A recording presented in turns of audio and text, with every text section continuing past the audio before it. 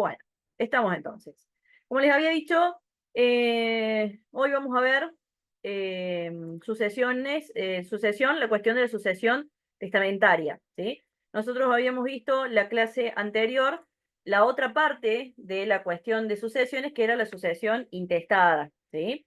Recuerden ustedes que tenemos estos dos tipos de sucesiones reguladas en nuestro ordenamiento, y en general habíamos hablado que siempre la más común, por una cuestión cultural o social, es siempre la sucesión intestada, ¿sí? Recuerden ustedes que la sucesión intestada venía a ser como el régimen supletorio para aquellos que no habían optado por hacer los testamentos, ¿sí? Entonces, aquel causante que no había dejado testamento tenía y sabe que la norma regula cómo se van a repartir sus bienes luego de su muerte, porque tenemos regulado justamente las sucesiones intestadas. No obstante esto, tenemos nosotros, muchas gracias, Ale, muchas gracias. El saludo por el día, muchas gracias. Como les decía, nosotros independientemente de eso, tenemos regulado la posibilidad de hacer testamento y eso es lo que vamos a ver hoy, ¿sí? Vamos a ver, tenemos como nociones generales que la sucesión mortis causa puede ser intestada o testamentaria según la naturaleza de la fuente de llamamiento. Recuerden ustedes, el llamamiento va a ser a partir de la muerte, es si tengo testamento, reviso testamento, y sobre si tengo testamento y si me queda, uso la intestada. Si es nulo el testamento, voy a usar la intestada. Si no hay testamento, voy a usar las sucesiones intestadas. ¿Bien? En las sucesiones testamentarias, el testamento constituye la fuente de los llamamientos en específico, es decir, yo, Celeste, para la muerte, para después de mi muerte, quiero, por ejemplo, dejar que la casa de campo sea para mi hijo más grande, que la casa en donde vivimos actualmente sea para mi hijo del medio, y que mis 4 autos, que son más o menos el equivalente a las otras 2 casas, quede para mi hijo más chico, por ejemplo, ¿sí? Entonces, va a depender del llamamiento en específico y cuál ha sido mi voluntad. Y la sucesión testamentaria va a prevalecer siempre sobre la intestada, porque yo voy a respetar la voluntad del causante ante todo. Por eso tenemos un régimen de sucesiones testamentarias y de manera supletoria la intestada. Que nosotros, por una cuestión cultural o social, no la usemos mucho, es otra cosa, ¿sí? ¿Cuáles son las clases que tenemos a título universal y a título particular? Le puedo dejar a Josecito todos mis bienes, o puedo ir dejando a uno una cosa, a otro otra cosa, a fulano le dejo mi casa, a Mengano le dejo mi auto, a Sutano le dejo a mi sobrino, le dejo mi biblioteca, y así puedo ir haciendo cosa por cosa, ¿sí?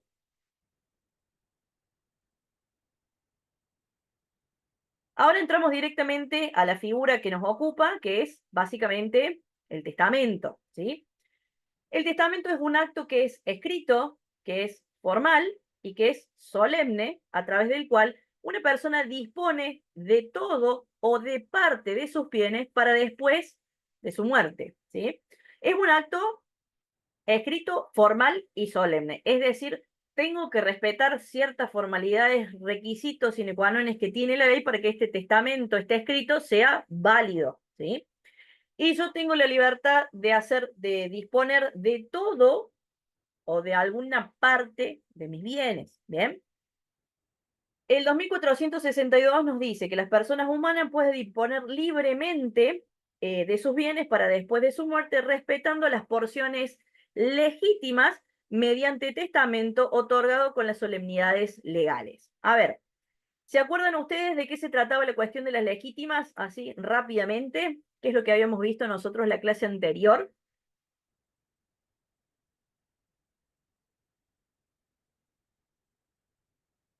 Desde ya te contesto, Ale, no, no se puede obligar a nadie a hacer un testamento. Ya vamos a ver, la obligación viciaría la voluntad, por lo cual te daría un testamento nulo o anulable, ¿sí?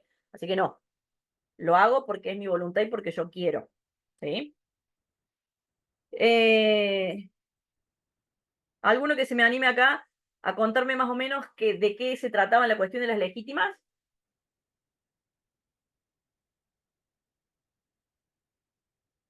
la porción que corresponde según si son legatarios o legitimarios. Ajá. La legítima siempre va a ser para los legitimarios.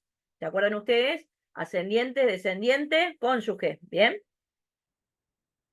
Acá me gusta más. La legítima es la parte de la que no pueden ser privados los legitimarios. Ahí está. Ahí me gustó más ese concepto. ¿Bien?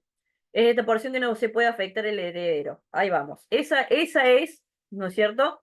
Eh, la idea principal de la legítima. Es esa porción de mi patrimonio como futuro causante, pongámoslo, a la que yo no voy a poder privar a mis herederos legítimos. ¿Sí? Recuerden ustedes que no todos los herederos que estaban regulados en la sucesión intestada, si bien eran todos herederos legítimos, no son todos legitimarios. ¿Bien?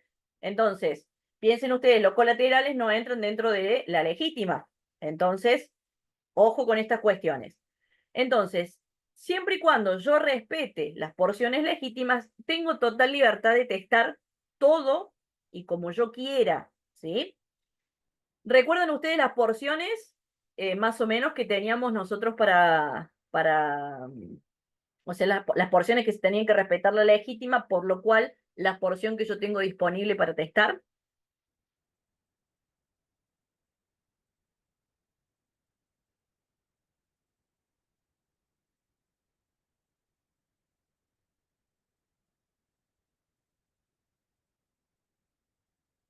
Bien, 2 tercios.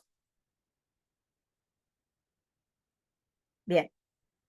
Bueno, efectivamente, yo tengo que respetar 2 tercios para los descendientes, la mitad para los cónyuges, por ende yo tengo 1 tercio disponible o la mitad disponible para testar según quiénes sean mis herederos legítimos. Bien, recuerden ustedes, tienen ahí ustedes en la clase pasada, yo les pasé los cuadritos, ¿se acuerdan de los circulitos con la tortita repartida?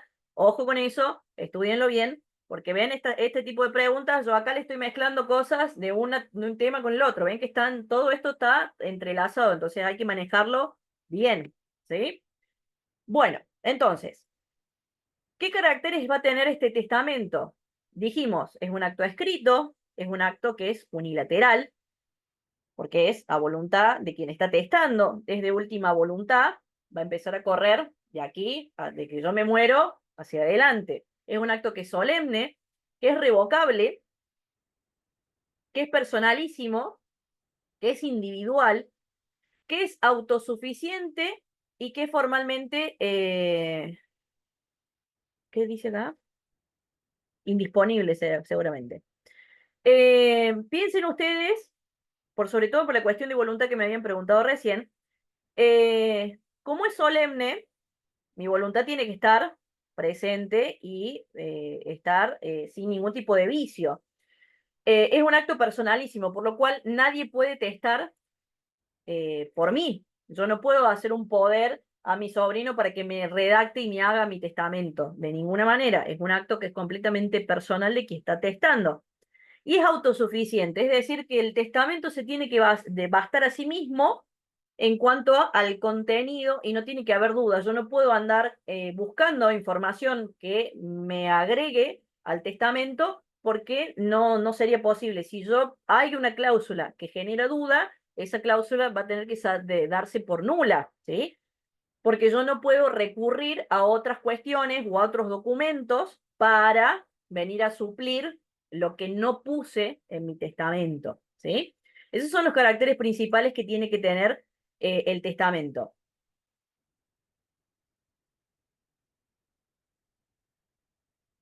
La cuestión de las porciones. Retomando la cuestión de las legítimas, recuerdan ustedes que si tengo herederos legítimos, o sea, si tengo ascendientes, si tengo descendientes o si tengo cónyuge, la norma me dice, yo no puedo testar o no puedo disponer el 100% de mis bienes, ¿sí? Entonces, la norma protege un porcentaje de ese patrimonio sobre el cual yo no voy a poder disponer de manera libre. Y acá surgen estos porcentajes que habíamos hablado recién.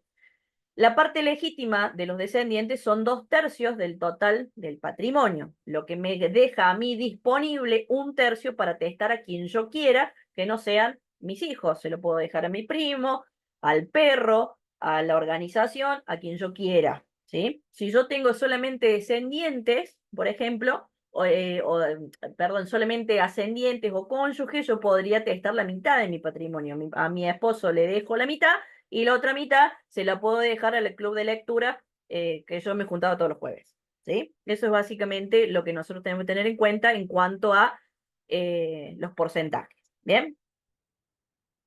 La capacidad para testar.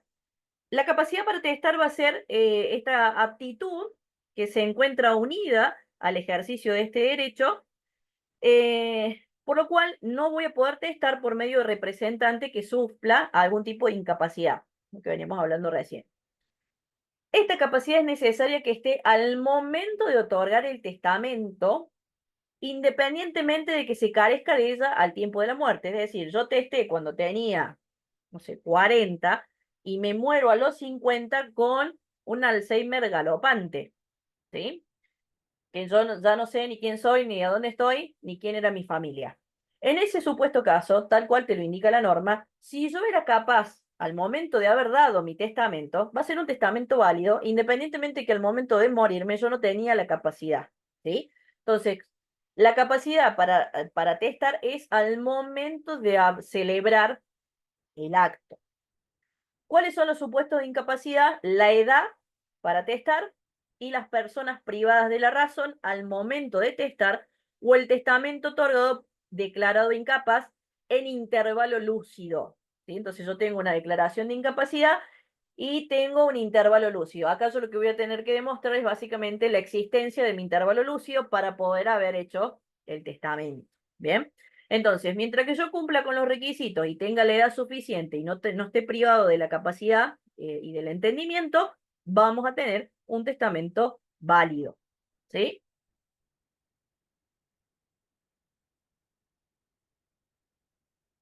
Tenemos que ver el artículo 2465 que dice que las disposiciones testamentarias deben ser la expresión directa de la voluntad del testador y bastarse a sí mismas. La facultad de testar es indelegable. Entonces, es autosuficiente, como les había mencionado recién, y debe bastarse a sí misma y tiene que ser la expresión directa de la voluntad del testador. Es indelegable esta facultad, ¿sí? Por eso es personalísimo. Las disposiciones testamentarias no pueden dejarse al arbitrio de un tercero. Yo no le puedo decir, Josécito, redáctame el testamento y hácelo como a vos te guste, ¿sí? Imposible. Bien. ¿Cuáles son los elementos, los testamentos conjuntos? Los testamentos conjuntos es una figura que no es válida, un testamento otorgado conjuntamente por dos o más personas. ¿Bien?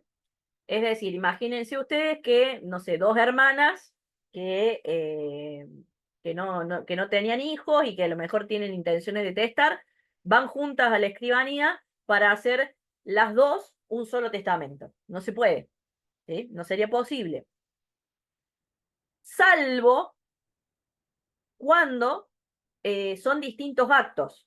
Es decir, va María a hacer su testamento a la escribanía y va con Roberta, que es su hermana, y cada una va a hacer su testamento por separado. ¿Sí? Entonces, no es un solo testamento, sino que yo hago el mío y ella hace el de ella. ¿Se entiende, no?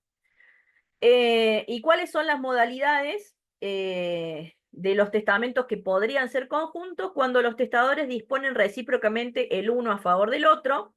Imagínense ustedes que María le deja su casa y Roberta le deja su auto, entonces se están dejando cosas mutuas, entonces allí podría haber una suerte de testamento conjunto, o cuando los testadores disponen de manera simultánea a favor de terceros.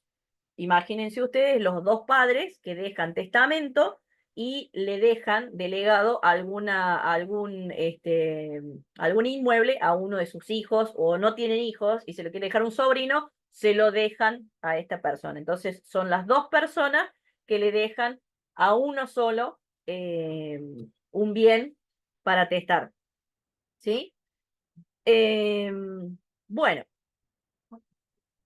Después tenemos el artículo 2467 que nos dice que es nulo el testamento o en su caso la disposición testamentaria por haber sido otorgado con error, dolo o violencia. ¿Qué son el error, el dolo o la violencia? ¿Cómo lo conocen? ¿Cómo lo conocemos nosotros en el derecho?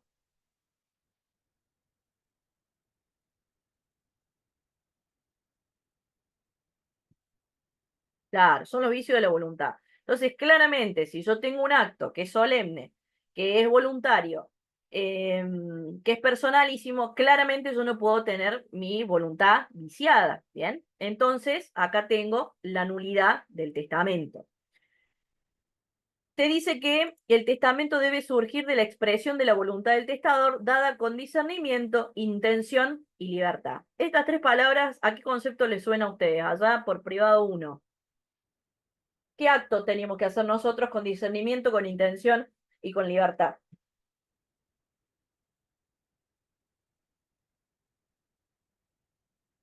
Ah, exactamente, el acto jurídico. Entonces, el testamento, que básicamente tiene las solemnidades y casi les diría que es como es más que un contrato, porque es algo que yo dispongo para el después que yo no esté, de más está decir que tiene que estar con discernimiento, con intención y libertad. Va a tener las características del acto jurídico, ¿bien? Por lo cual va a proceder la nulidad si fuese otorgado con algún vicio de error, dolo o violencia. El error tiene que ser esencial, es decir, que haya una ausencia de la voluntad o una voluntad viciada. Imagínense ustedes que el error en persona, por ejemplo, que yo pensé que le dejaba las cosas a mi sobrino y resulta que a quien yo puse no era mi sobrino, era otra persona, por ejemplo. ¿Bien? Son aplicables a los testamentos las reglas que regulan los vicios de los actos jurídicos.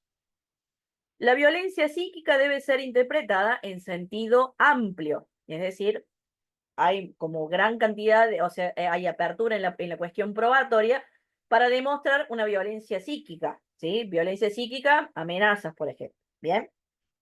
En el dolo no va a ser necesario que revista la gravedad del 272, es suficiente que haya un engaño que determine la disposición, es decir, el sobrino que se hace pasar por sobrino y que no lo es, por ejemplo, ¿bien? Y lo hago de manera a sabiendas, que lo estoy engañando, ¿bien?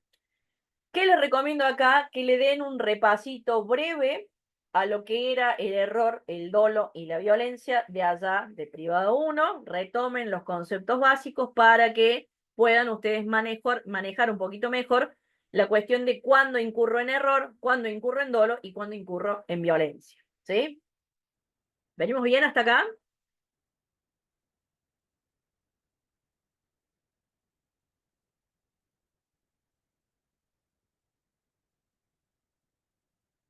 Bien.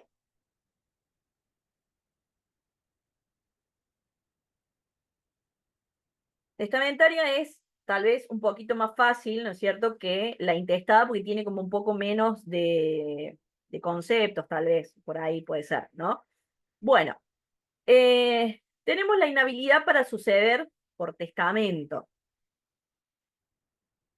Tenemos que tener presente que la regla en materia testamentaria es que toda persona humana tiene aptitud para ser titular de derechos. Sin embargo, tenemos las excepciones previstas en el 2482. Es decir, cualquier persona podría recibir bienes, por ejemplo, a través de un testamento, salvo cuando nos topamos con algunas de las cuestiones previstas en el 2482. Por ejemplo, los tutores y curadores a sus pupilos si estos mueren durante la tutela o la curatela o antes de ser aprobadas las cuentas definitivas de la administración. ¿Bien? Entonces, el pupilo no podría testarle a su tutor o a su curador, ¿sí? Mientras están bajo el régimen de tutela o curatela, y no le podría dejar yo bienes a mi tutor, o cuando todavía no tengo aprobadas las cuentas de la administración, ¿sí? Porque podría entenderse allí que hay un aprovechamiento, ¿no es cierto?, de la figura de ser tutor o de ser curador. El escribano y los testigos ante quienes se haya otorgado el testamento por el acto por el cual han intervenido. Es decir, yo, Celeste, me llaman como escribana para hacer la redacción del testamento y resulta que en una cláusula del testamento quien está testando me deja el auto. No se puede, ¿sí? Estoy inhabilitada para suceder en ese caso, ¿sí? Y los ministros de cualquier culto y los líderes o conductores espirituales que hayan asistido al causante en su última enfermedad. Imagínense ustedes que venga el cura, el que le da la extrema unción, y resulta que es el mismo cura el que se lleva la mitad de los bienes de esta persona, ¿no es cierto?, que a quien yo he venido asistiendo y capaz que era miembro de mi parroquia, porque no podría tener el testamento porque se entiende también que sería una suerte de aprovechamiento, ¿no es cierto?, de su figura de ministro de algún culto o religión, aprovecharse tal vez de la situación que tenga esta persona, sobre todo cuando es en su última enfermedad, es decir, viene transitando una enfermedad, sabe que se va a morir y yo me aprovecho de eso para que me deje en testamento y me deje alguna cosita dando vuelta por ahí. ¿Sí? Es básicamente eso lo que quiere evitar la norma. Ahora vamos a ver las dos formas que tenemos nosotros disponibles para hacer los testamentos. Acá tienen pregunta de examen si les tocará hablar de cuestiones testamentarias, ¿sí? Porque siempre, o en caso práctico, o preguntas si les toca, les dan eh, cuestiones de alguno de las dos formas de hacerlo para que ustedes eh, sepan identificarlas. ¿Bien? En las generalidades te dice que el testamento es un acto que requiere necesariamente para la validez la observancia de las disposiciones de forma impuesta por la ley, solemne. ¿Bien?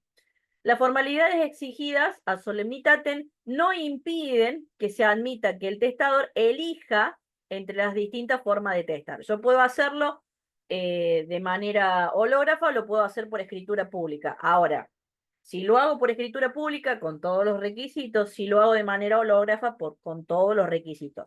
Yo puedo elegir libremente. Ahora cumplo con los requisitos formales de cualquiera de las dos formas. ¿Sí? No puedo hacer un mix de formalidades de una cosa y de la otra. Bien. Como tenemos un acto que es formal y que es solemne, cuando no sigo la formalidad, claramente tengo un acto nulo. El artículo 2473 nos dice que el testamento solo puede otorgarse según algunas de las formas previstas en el código. La formalidad que rige a una de las clases no se extiende a la otra. El cumplimiento debe surgir del mismo testamento y no puede suplirse por prueba alguna. Volvemos a esto de que tenga que ser autosuficiente, ¿no es cierto?, el testamento. La ley vigente al momento de testar es la que rige la forma del testamento. Piensen ustedes que aquella persona que testó en el 2013 va a regir con las formalidades del Código de Vélez. Entonces yo testa en el 2013, se muere en el 2024, yo cuando abre el testamento, lo que yo tengo que verificar es que simplemente haya cumplido con los requisitos que regían en la norma en ese momento, ¿sí? De 2015 para acá, por supuesto que van a ser con las reglas que estamos viendo ahora. ¿Sí? No han variado mucho en definitiva, pero eso para que lo tengan presente.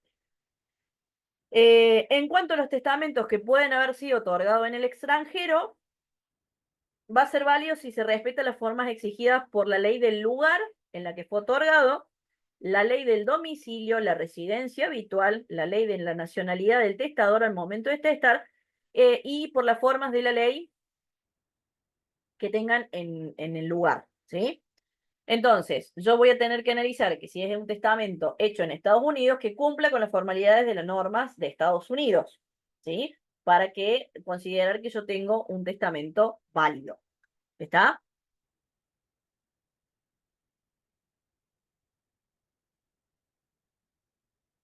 Venimos bien hasta acá, ¿verdad?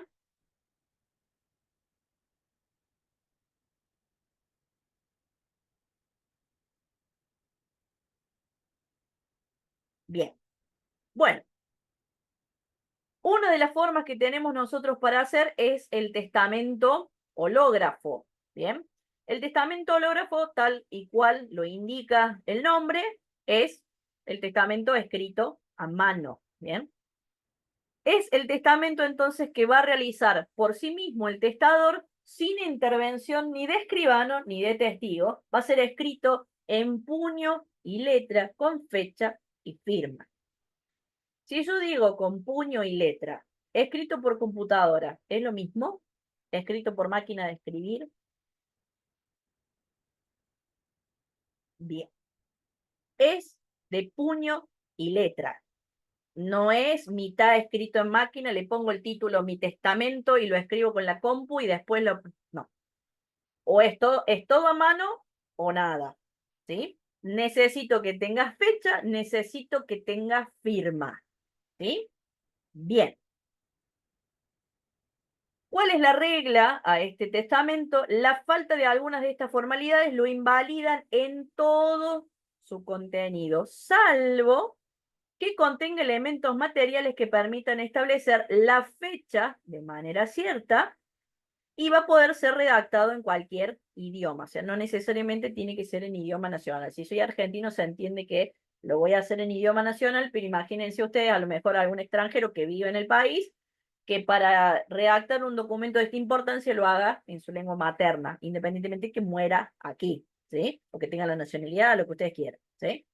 Entonces, necesito que sea descrito en puño y letra con fecha y firma. Eso es la regla. Si no tengo estos tres elementos, el testamento que va a ser, inválido, nulo. Salvo cuando me falte la fecha y yo tenga alguna forma de establecer de manera cierta. Imagínense ustedes que yo el día que me pongo a escribir el testamento digo, en vez de poner 25 de diciembre de 2024, pongo hoy, en el día de Navidad, me pongo a redactar mi testamento porque creo que estoy pronta a morirme. Ya con yo poner que hoy, en el día de Navidad, yo ya estoy dando una certeza de la fecha, ¿sí? No sé, el día previo a mi cumpleaños, decido realizar este testamento. Bueno, entonces, yo allí estoy indicando en el contenido una fecha cierta. Yo tengo la forma de más o menos saber en qué momento fue escrito. ¿Y por qué es tan importante saber en qué momento fue redactado el testamento?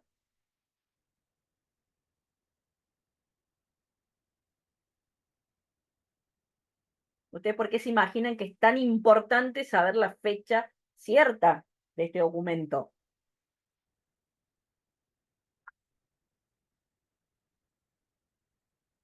Bien,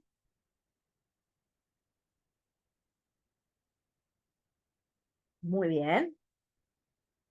Ahí está, muy bien. Ahí tienen los dos motivos principales. La capacidad para saber si yo era completamente capaz al momento que teste y para también saber si qué norma le voy a aplicar, código nuevo, código viejo, capaz que es otro código, otra norma, ¿sí? Y también, muy bien ahí Nadia, estuvo atenta por a ver si existe otro, porque puede que yo haya hecho un testamento en noviembre y después me enojé con uno de mis herederos y dije, no le dejo nada, y hago otro, y lo hago en diciembre, y después hago otro en enero. Entonces siempre se va a tener en cuenta el testamento próximo, más nuevo, ¿sí? Un testamento va a ir revocando al otro. Entonces vean ustedes por qué es tan importante que nosotros sepamos a ciencia cierta cuál fue la fecha, ¿no es cierto?, de este testamento. Eh, entonces, este testamento que es hológrafo, sí, exactamente, siempre el Nuevo Testamento va a revocar el testamento anterior, por lo cual siempre va a ser el último el que va a ser válido, ¿sí? Entonces, como es un acto que es privado, eh, contenido en un documento privado, porque lo he hecho yo a solas, ¿no es cierto? Es necesario que sea protocolizado con el juez. Como es un documento privado, no tiene, ¿no es cierto?, la fe pública que sí lo va a tener un testamento hecho por escribano, ¿sí?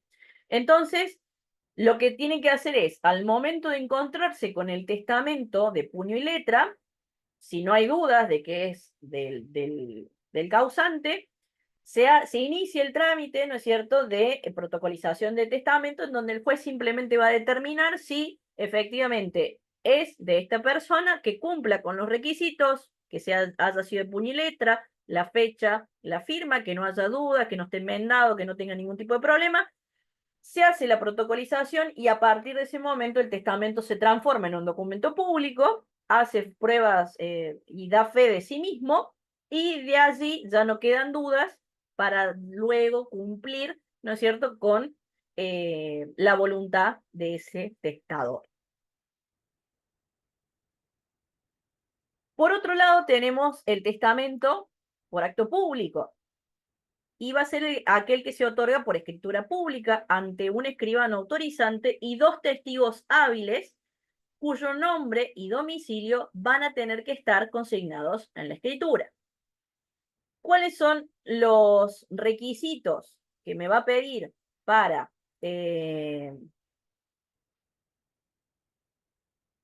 a ver, un momento. ¿Qué sucede si el testamento es escrito por un tercero con o sin consentimiento del testador? Nada, no es un testamento.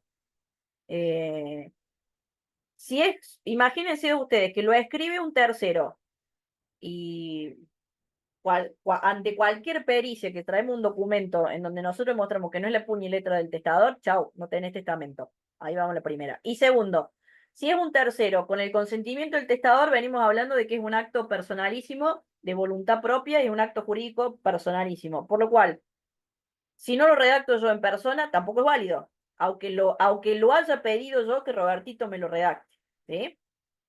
En el caso que no supiera escribir o no tenga cómo hacerlo, no voy a hacer un testamento hológrafo, voy a hacer un testamento por acto público. ¿Sí? Entonces, el testamento por acto público es el que yo voy a hacer en la escribanía, con el escribano y dos testigos hábiles. Se debe redactar en un único acto, es decir, lo vamos a hacer todo el mismo día. No puedo venir hoy y decir, hoy quiero testar la casa y el auto, en 2 meses, agregarle la cuenta del banco, en 3 meses más, agregarle, no sé, las acciones que yo tengo de Tesla. No, no se puede. Lo hago todo de una sola vez. Debe redactarse en idioma nacional o minuta traducida, si no usáramos el idioma nacional. No hay que usar abreviaturas iniciales ni dejarse espacios en blanco, a poder utilizarse números. Estos son requisitos básicos de cualquier escritura pública, ¿sí?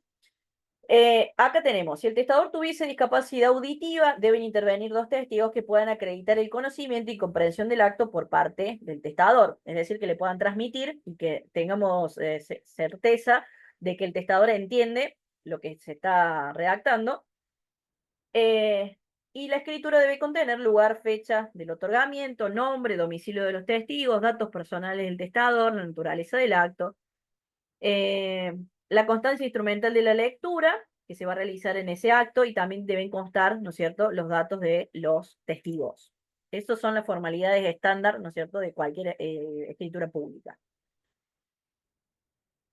Básicamente, el trámite del otorgamiento de este tipo de testamentos va a pasar por 3 etapas. La etapa preparatoria, en donde ustedes se van a acercar al escribano, le van a decir qué trámite quieren hacer, van a presentar quiénes son los testigos, el escribano va a acreditar las identidades de todos, que no haya ningún tipo de falencia en cuanto a los testigos, la capacidad, todas las cuestiones estándar en relación a la persona a quien va a venir a testar, y se comienza con la segunda etapa que va a ser la redacción de la escritura. Entonces allí el testador va a empezar a decir, bueno, yo quiero hacer con esto, con aquello, con lo otro, tal y cual cosa, se lo dejo fulano, mengano, sutano. Bien.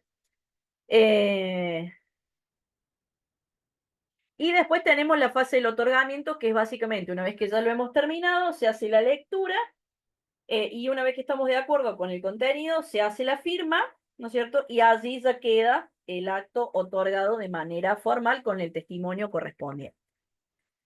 En el caso de que el testador no sepa firmar o no lo pueda hacer, va a poder hacerlo por él otra persona o algunos de los testigos. ¿Bien? Y si sabe firmar, no puede hacerlo, el escribano debe explicitar la causa por la cual no puede firmar el testador. Ojo acá. Acá te dice que el testador no sabe firmar o no puede hacerlo. ¿Sí? Si no puede hacerlo, sí lo va a poder firmar otra persona o alguno de los testigos, pero además va a tener que explicar el escribano por qué en ese momento no pudo firmar. Se descompuso, no sé, estaba quebrado y es derecho, entonces no puede agarrar la lapicera, no sé, lo que a ustedes se les ocurra. Distinto es en el caso en el que no sabe firmar, Entonces simplemente se aclara, no sabe firmar, no sabe escribir, firma una tercera persona o firma uno de los testigos. ¿Bien? Eh, en cuanto a los requisitos para ser testigos, dijimos que necesitamos dos, y la norma acá regula de manera negativa, es decir, me dice quiénes no van a poder ser testigos y te dice que no van a poder ser testigos los descendientes, cónyuges o convivientes del testador, albaceas, curadores o tutores que hayan sido designados en el testamento, algún beneficiario de alguna de las disposiciones testamentarias, personas incapaces de ejercicio y quienes por sentencia se encuentran impedidos para ser testigos, los dependientes del escribano, la secretaria, por ejemplo, el cónyuge, el conviviente y los parientes del escribano dentro del cuarto grado y el de segundo de afinidad. Todas estas personas no pueden ser testigos del testamento, ¿no es cierto? Mío, por ejemplo, ¿sí? Yo no puedo llevar a mi hijo, no puedo llevar a mi papá, no puedo llevar a mi marido, no puedo llevar a mi conviviente, no puedo llevar a mi prima a la que le voy a dejar mi biblioteca, ¿sí? No puedo ser la secretaria del escribano, no puede ser la pareja del escribano, ¿sí? Todas esas personas son inhábiles para ser testigos. Ventajas y desventajas, ¿no es cierto?, de ambas formas de hacer el testamento. Hacerlo por acto público tiene como ventaja, bueno, la intervención del notario, por lo cual da fe pública, entonces tengo más seguridad ante la destrucción de terceros, porque es poco factible que se pierda o se destruya una escritura pública, porque siempre queda guardada en el archivo del protocolo. Lo va a poder hacer quien no sabe leer o no sabe escribir, lo que hablamos recién. ¿Cuál es el inconveniente? Eh, no vas a poder hacer tan secreto el testamento porque yo ya tengo dos testigos, porque yo ya fui a la escribanía, entonces ya lo conoce de escribano, los testigos, alguien a quien yo le consulté si tenía un escribano de confianza, entonces se empieza a esparcir la cuestión de que yo tengo un testamento, ¿sí? Y el costo que implica la redacción de una escritura pública, ¿sí? Que eso también es motivo por el cual muchas veces no se usa. ¿Cuál es la ventaja de hacerlo de manera hológrafa? Bueno, la puede efectuar el testador cuando lo crea conveniente, eh, permite evitar las tensiones y los conflictos de la familia porque es mucho más secreto realizarlo de esta manera, es económico porque no va a exigir gastos de sellados ni honorarios, lo van a pagar después los herederos cuando lo tengan que hacer la cuestión eh, de la homologación de ese testamento, pero bueno, ya no va a ser un problema tuyo, va a ser un problema de los herederos. Es más simple, pero, y es revocable también. Yo me puedo arrepentir y lo voy a ir revocando. El de escritura pública también es revocable, por supuesto, pero también así como me sale redactarlo, también me es costoso revocarlo o hacerle modificaciones a ese testamento. ¿Sí? ¿Cuál es el inconveniente? Que es posible que me lo destruyan, si alguien sabe, me lo encuentra y no quieren que se haga por testamento, sino que sea, por ejemplo, intestada. Bueno, cabe la posibilidad que me lo rompan y que se pierda. Y también facilita la captación, es decir, hay posibilidades de que alguien eh, haga el trabajo fino para que la tía le deje los terrenos a este sobrino, porque él le hizo, ¿no es cierto?, el trabajo fino para que le dejara en el testamento algo, por ejemplo. ¿Sí? Bueno, eh, la institución de herederos es la asignación universal de herencia a una parte indivisa de ella. Y estas cuotas surgen cuando hay varios herederos en virtud de un concurso, cuando el testador asigna partes alícuotas. La institución de legatarios, en principio, procede cuando la disposición se refiere a bienes concretos. Entonces, yo tengo una institución de heredero cuando le digo, le dejo la mitad de mi herencia a Roberto y la otra mitad a Sofía, y es una institución de legatario cuando le digo, a Sofía le dejo mi piano, a Roberto le dejo mi auto, a Josecito le dejo no sé, mi cuenta bancaria, etcétera. Tengo que usar la forma testamentaria de cualquiera de las dos formas que tengo disponibles. tiene que haber una designación por el testador y la determinación inequívoca del instituido. Es decir, tiene que estar claro quién es el testador y quién es la persona que va a recibir esos bienes. Después tenemos que el 2486 nos dice cómo se van a distribuir en el caso de herederos universales instituidos, es decir, yo dejo una porción de mi herencia.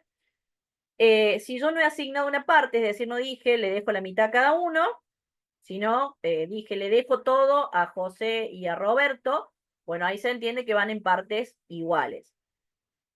Si uno o varios herederos son instituidos con asignación de parte y otros sin ella, a los que no tienen parte les corresponde el remanente de bienes después de haber sido satisfechas las porciones atribuidas por el testador. Es claro, ¿verdad? Y después tenemos el 2487, la institución indirecta, que es la atribución de la universalidad de los bienes de la herencia, aunque se limita a la nuda propiedad. La nuda propiedad es simplemente que vos le cedes el nombre, pero probablemente, por ejemplo, puede que esa casa tenga un usufructo o todavía esté alquilada, ¿sí? Entonces yo tengo la nuda propiedad, pero me falta la otra parte de la posesión, ¿sí? El legado de lo que reste después de cumplidos los demás legados, los legados que se absorben la totalidad de los bienes y el testador confiere a los legatarios el derecho de acrecer. ¿Bien? Eh, Esto es una institución indirecta de herederos universales. Yo primero veo esto y si tengo alguna duda en cuanto a los universales, voy a poder usar esta cuestión. ¿Sí? Igual acá no se haga mucho lío porque no suele ser tan meticuloso, ¿no? Después tenemos los herederos de cuota y te dice que es un heredero en fracción de una herencia que no tiene vocación a todos los bienes, excepto que debe entenderse que el testador ha querido conferirle ese llamado por el supuesto que no puedan cumplirse por cualquier causa las demás disposiciones testamentarias. Entonces, acá tenemos una sustitución de herederos cuando el testador instituye a otro para el caso de que el primero no pueda. Entonces, yo digo, le dejo mi auto a Lucía para que lo herede, pero en el caso que ella no quiera o no pueda, se lo dejo a José. Entonces, si Lucía lo acepta, José quedó afuera. Pero si Lucía dice, no, la verdad que no lo quiero, no me interesa, me genera mucho gasto, ahí pasamos y lo buscamos a José y le decimos, bueno, José, como Lucía no quiso, venga, porque usted estaba como suplente, digamos. Era un sustituto del legatario original. ¿Bien? No va a poder recibir la herencia cuando el primer instituido muere antes que el causante, cuando ha sido declarada la muerte presunta y en el caso de conmovencia entre el causante, con el causante o que haya causal de indignidad. Es decir, para que pueda haber situación de sustitución y para poder recibir la herencia, por supuesto que yo no me tengo que morir antes que quien me deja las cosas, ¿sí? Si no, ahí la sustitución también pierde razón de ser. Después tenemos la cuestión de los legados, que acá el cuadrito es bastante claro. Es dejar una parte, ¿no es cierto?, de la masa hereditaria, ¿sí? Es una liberalidad hecha en un testamento por la que se transmiten al beneficiario derechos o excepciones de carácter patrimonial sobre objetos particulares, ¿bien? Es una disposición realizada por causa de muerte y que requiere la forma testamentaria, es a título gratuito, eh, pero no en todos los casos se da, porque es una verdadera liberalidad, grava a la masa hereditaria. Es decir, yo, por ejemplo, dejo testamento solamente para decir que le dejo a mi sobrino José, que estudia abogacía, toda mi biblioteca jurídica. ¿Sí? Entonces, yo estoy haciendo una liberalidad en mi testamento, estoy haciendo una donación y se la dejo a una persona en particular y es una cosa en particular. ¿Bien? A estos herederos que reciben esta parte así particular son los conocidos como los legatarios. ¿Bien? Son sucesores singulares del testamento. Para poder tener derecho a lo que se le ha testamentado, testamentado, tienen que aceptar el legado, ¿bien? no hay presunción de aceptación, tiene que ser una aceptación completa, total, pura y simple, ¿bien? ¿Y qué puedo dejar yo como legado? Una cosa cierta. Esto acá es bastante engorroso. Puedo dejar, por ejemplo, el legado de una cosa ajena, siempre aclarando que la cosa ajena pase a ser del testador luego de la muerte, es decir, yo quiero que el auto de mi vecino sea de mi hijo, entonces yo tengo que dejar los recaudos suficientes para que mis herederos, aunque no, perdón, son legatarios, no sería para el hijo, se lo quiero dejar, no sé, a mi amigo. Entonces yo quiero que el auto de mi vecino, que le gusta mucho a mi amigo, sea de mi amigo. Entonces, mis herederos legítimos van a tener que tratar de conseguir que ese auto entre a la masa hereditaria para podérselo dejar. ¿Sí? Es medio enroscada la cuestión. Puede haber un legado con cargo, por ejemplo, decir, bueno, yo te dono mi biblioteca jurídica siempre y cuando le prestes los libros, no sé, a algún compañero en particular.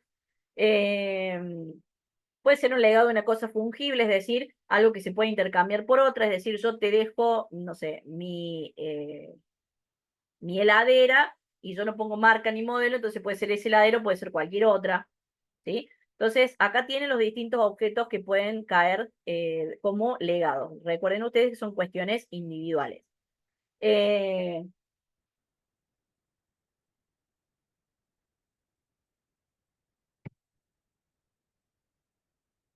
El derecho de representación son cuestiones que son automáticas, ¿sí? Y en el caso de lo que quede vacante en un testamento, si no hay nada más dicho y no hay suplente, se va por herencia intestada, ¿sí?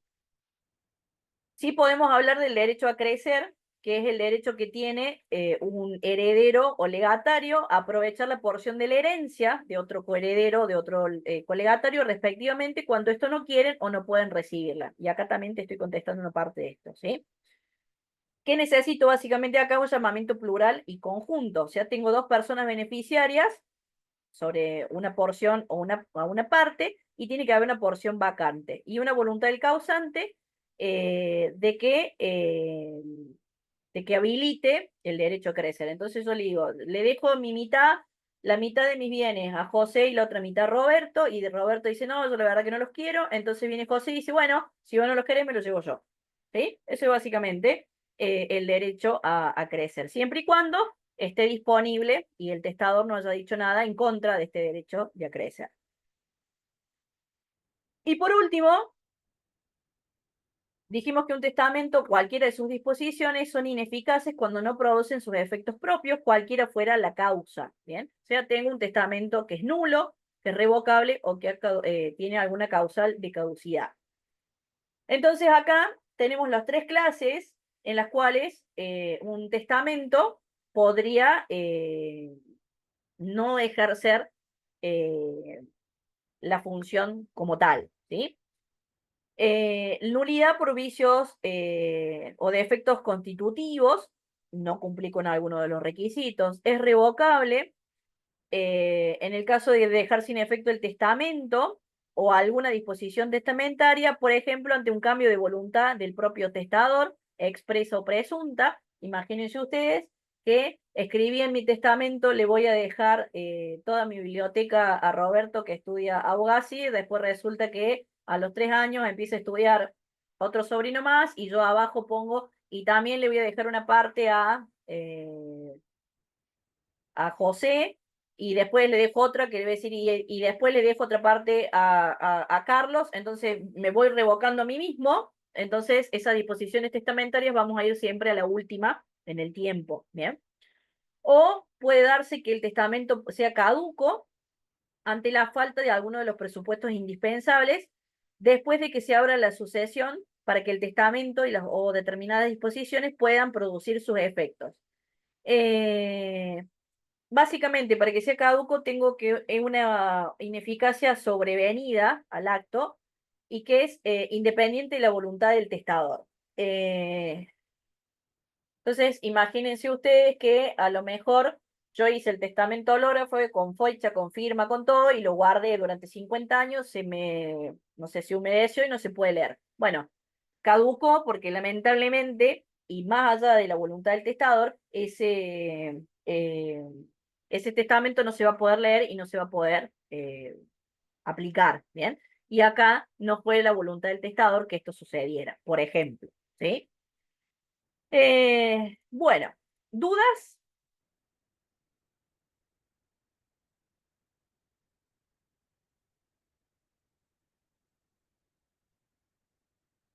El derecho de representación como derecho de representación se da cuando tenemos sucesiones, sobre todo las intestadas, y el derecho de representación es venir a ocupar el lugar de una persona más cercana en el grado, ¿sí? No hay un derecho de representación propiamente dicho en la testamentaria, sino una cadena de personas que pueden estar eh, para cubrir, ¿no es cierto?, la cláusula testamentaria, ¿sí? Ahora, si yo testamento y dentro de mi testamento le dejo a mis hijos y mis hijos, ahí tengo uno que está prefallecido y yo no modifiqué mi testamento, allí podríamos empezar a poner en juego, ¿sí? Que venga el nieto a reemplazar al hijo, pero siempre y cuando yo no haya modificado mi testamento, porque piensen ustedes que si ha sido prefallecido, yo tengo la chance de hacer la modificación de mi testamento. Entonces, bueno, a- en general el derecho de representación va a ir en una intestada y no en esta, porque yo todavía tengo tiempo de hacer las mejoras y los arreglos para que estas cosas no pasen, ¿se entiende? Si hay errores ortográficos, no. Si hay un error en cuanto a la persona a la quien se lo quiero dejar, es un vicio. Y bueno, eso lo tendrán que demostrar y no sería válido, por ejemplo. Bien, bueno, eh, dejamos entonces la clase hasta aquí. Les voy a dejar, bueno, acá les dejo de nuevo, les recuerdo la cuestión del cursito intensivo de FIB2 para aquellos que quieran administrarse un poquito mejor los tiempos, y un poquito más rápido o ver temas más en profundidad. La verdad que se lo recomendamos porque es bastante útil. Y les dejo para que ustedes tengan de práctica un casito, se los voy a pasar ya en estos días, en la presentación para que ustedes vean si han quedado claros todos los conceptos y cualquier cosa el próximo miércoles, si ha quedado alguna cosa dando vuelta, lo podemos ver, ¿sí? Así que bueno, me alegro entonces que se hayan podido conectar. Cualquier duda que vaya surgiendo, nos avisan. Muchas gracias y que descansen. ¿Sí? Muchas gracias. Hasta luego.